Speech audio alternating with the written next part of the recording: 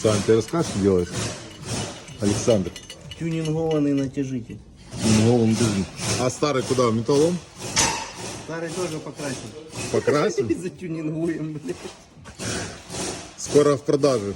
Старый.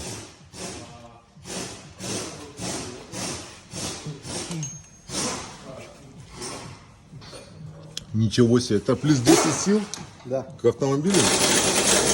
Под цвет наклейки. Все надо красить под цвет наклейки.